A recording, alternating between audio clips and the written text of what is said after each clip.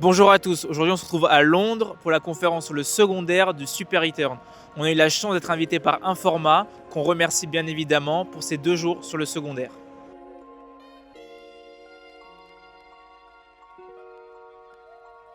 Donc c'est la fin de la première journée, on a parlé de beaucoup de choses, on ne pourra pas tout partager parce qu'il fallait être là, mais pour dire quelque chose, on a parlé du buyout, du VC, du private credit, de l'infra, du real estate. Alors maintenant la question elle se pose plus, le secondaire est là pour rester. Il y a beaucoup de drivers qui supposent que ça va croître de plus en plus. Le fait qu'il y a de plus en plus d'acceptation, ça c'est sûr, qu'il va continuer à avoir une certaine pression sur la liquidité, que ça va être servi aussi pour manager son portefeuille de manière annuelle et ça sera vraiment commun pour beaucoup de GP et de LP. Pour revenir sur le point de l'acceptation, ce que les gens finalement mettent en avant, c'est qu'avant, ça pouvait être un stigma de passer par le marché secondaire, que ce soit au niveau GP ou côté LP. Mais maintenant, grâce à cette acceptation-là, ça permet finalement de voir un futur meilleur pour le secondaire, que ce soit en termes de volume ou en termes du nombre de personnes passant par l'outil.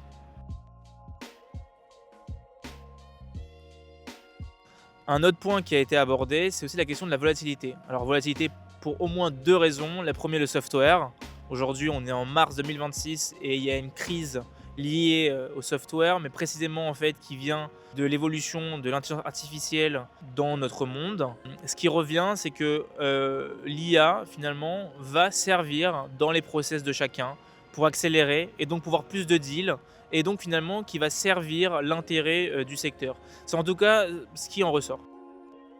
Alors pour revenir à la question du software, je pense qu'il faut peut-être élargir un peu les champs et voir qu'il y a une évolution dans la dynamique de création de valeur au sein du private equity. Et tout le monde a sorti un peu cette phrase-là phare de ces dernières semaines, 12 is the new 5, qui fait effectivement référence au dernier rapport de Bridgepoint. Ça veut dire quoi? Ça veut dire que la création de valeur finalement va tenir plus sur l'amélioration opérationnelle qu'une expansion de multiples ou que du deleverage.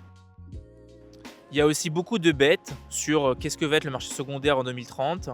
Alors les personnes finalement voient une sorte de mimétisme par rapport à ce qui se passe en private equity ou sur les marchés des capitaux privés en direct. Ça veut dire une consolidation, une spécialisation. Ce qui est intéressant aussi de noter, c'est que beaucoup de personnes finalement voient le même top 5 en 2030, peut-être pas dans le même ordre, mais les mêmes grands gagnants. Donc comme évoqué, je ne vais pas pouvoir partager tout ce qui s'est dit au sein de la conférence parce que l'idée c'est d'être là et d'être présent du coup au prochain.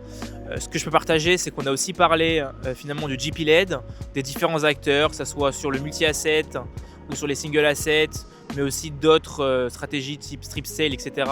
On a aussi parlé des rationales derrière finalement ces transactions-là. On a parlé aussi des LP, qu'est-ce que les LP cherchent réellement.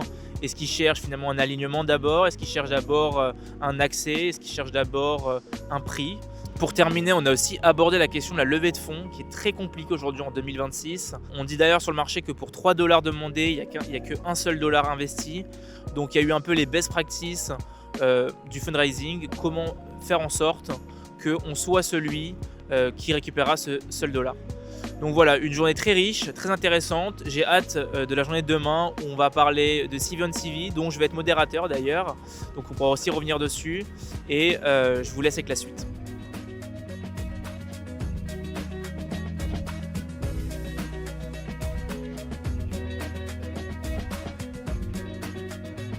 Alors on vient de finir la seconde journée et la dernière journée du Super Return secondaire. Alors aujourd'hui on a parlé de choses similaires qu'hier, mais aussi de nouvelles choses.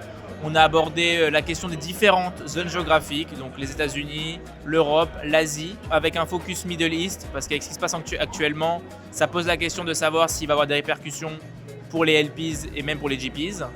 Ensuite, cet après-midi, j'ai modéré un panel sur le CV Squared, CV on CV, donc la seconde génération de CV, en posant la question des drivers, en posant la question des motivations derrière les CV on CV, en posant même la question prospective de savoir s'il pouvait y avoir une troisième génération de CV suite à ça.